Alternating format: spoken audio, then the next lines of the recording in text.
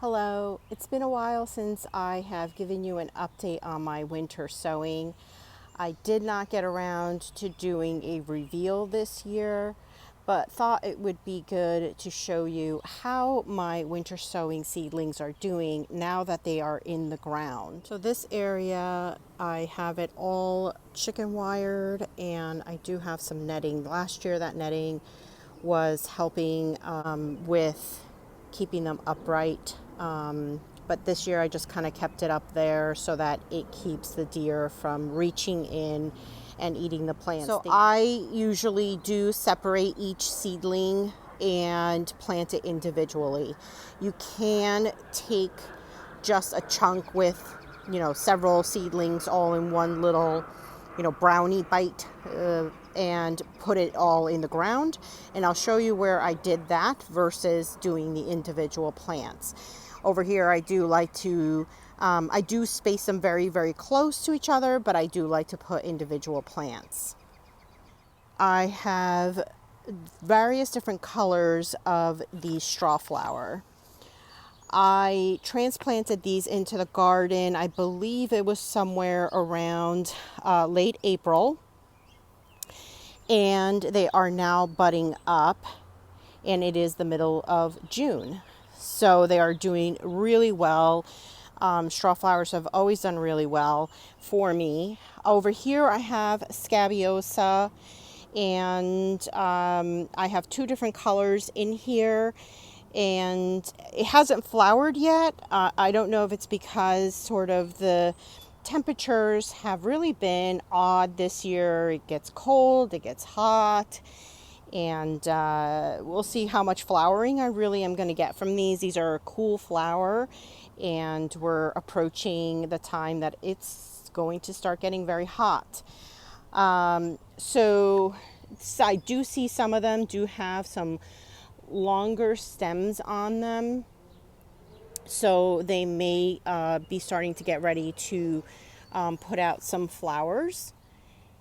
But yeah, once the heat comes, I don't know how much more flowering they would do. But if they don't do too well, I might just pull them all out and replace them with zinnias. Over here I have some snapdragons. Again, I have two different colors. I believe this one is the lemon, and I want to say this one's the salmon queen with the red stem. And these have not flowered for me yet. I sometimes end up having these not flower for me in the springtime, but once the heat comes on, they don't really want to flower at that point. So I usually keep them in, and then they'll flower in the fall. So I might intermix some cosmos in here to have something that is flowering. Back here, I planted a few gomphrenias that I had left over, and I'll show you a pot that I actually put most of the gomphrena in. And these are from last year, which self-seeded, but I transplanted them over. I'll put the name up because I cannot remember what they are. And I'm thinking of a couple different things, and I don't think that's it. So I'll put the name up. So here I transplanted some Blue Monday sage, I believe is the name. And the Blue Monday sage, this was a while back that I actually transplanted these. And these I did do the chunk method. So basically several seedlings were in one little chunk of dirt, and I just plopped it into the ground, and they're doing fine. I don't think the plants are quite as big as they would be if they were individually planted, but I'm okay with that. Back here is where I planted the Blue Monday sage as well. In this patch here, I did pull each individual plant and separate it out. They are planted closer together than is recommended, but you can see how much bigger the plant is getting, and the flowers are going to be quite bigger. So You can do the seedling method and the chunk a seedling, but in certain cases I do like to pull them apart and then grow them and plant them separately. Yeah, but these are going to look so beautiful here, along with the purple Veronica. Now here's an example of another plant that I just took a chunk of soil with all the seedlings and just planted them out in little chunks, all over the place. This is a native beard tongue, and they were supposed to go elsewhere, but I couldn't decide what I wanted that area to look like, with the native plants. So I decided to just pop them in here, let them grow, and either in the future I can transplant them over, or I can just grow more seeds next winter sowing and then add them and maybe create that native garden that I wanted to create. So this is the area that I was considering on making into a native garden. So I did add some of the winter sown native plants, except for the one that I just showed you. So let's take a closer look at those. Over here I have the calico asters, and they seem to actually kind of like this spot so far. They're doing well. I haven't even watered them to establish them, so that's really, really good, that they're doing quite nicely so far. And then dotted around in the back I added some goldenrod. That one got munched on, but they spit it out over there. And I guess they don't like it. They tried it. So that's good. It looks like it might survive. And there's one more goldenrod there. I do have a few that I have potted up. And now that I'm seeing that they're doing okay, I may add some more in this section here, and fill in that area. But yeah, the natives have done fairly well. A lot of the stuff did germinate for me, with the exception of the Jacob's Ladder.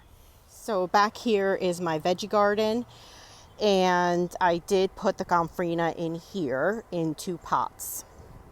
Over here I planted the gomphrena strawberry fields, and then over here the raspberry gomphrena. So this is my first year trying it out in pots, and so I hope they will do well, because they are not rabbit or deer resistant, so they do need to stay behind a fence. I also had winter sown some nasturtiums. I believe the gomphrena and the nasturtiums, I didn't winter sow these until maybe late March, early April, I want to say. Maybe it was late March. And, a lot of these might be a little delicate and can't handle frost. So those are the ones that I waited on winter sowing. And yeah, so I got 4 of them that germinated. I think I planted about 8 seeds, so about 50% germination, but I only need a few. And I have the other 2 over here, and so far they are doing very well. So this is the lavender pink elegance, and this is the only container, I believe, as well as the English lavender, that I have not transplanted into the garden. I might just up pot these into individual pots. I don't typically get them to flower in the first year.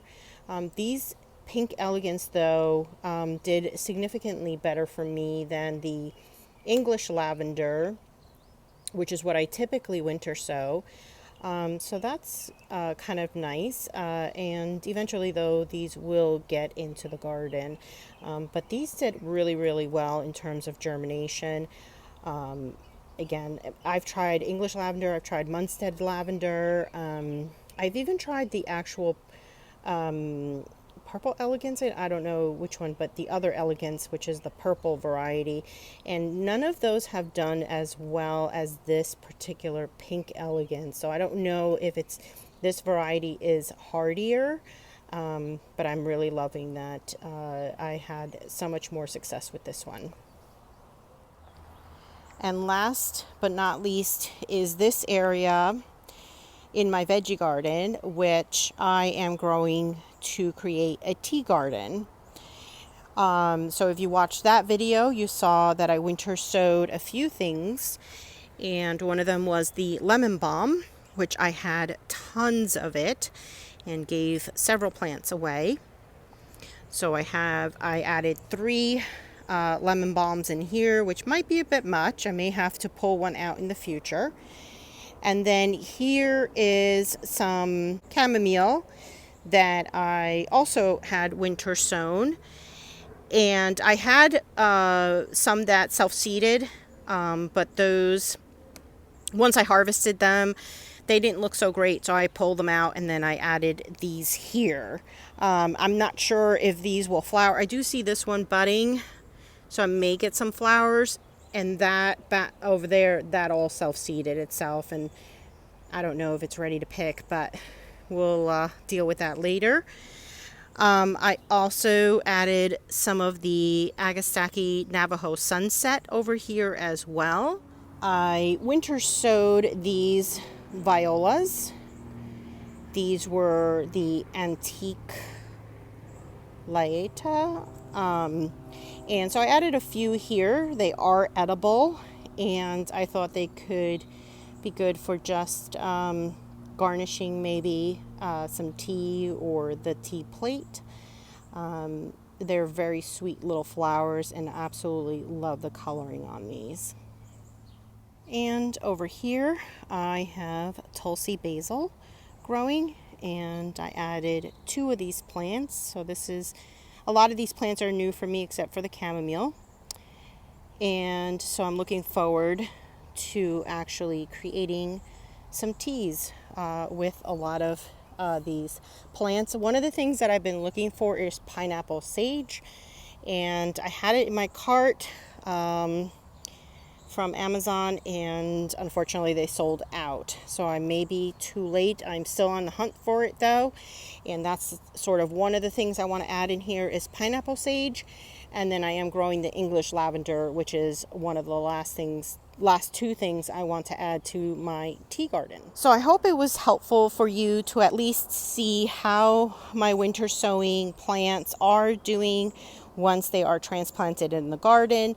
But if you have any questions, just drop them down in the comments below. I'll be happy to answer anything that you might have. And I hope you had a successful winter sowing and that your plants are all thriving in the garden. And thank you again for watching, and I'll see you next time. Bye.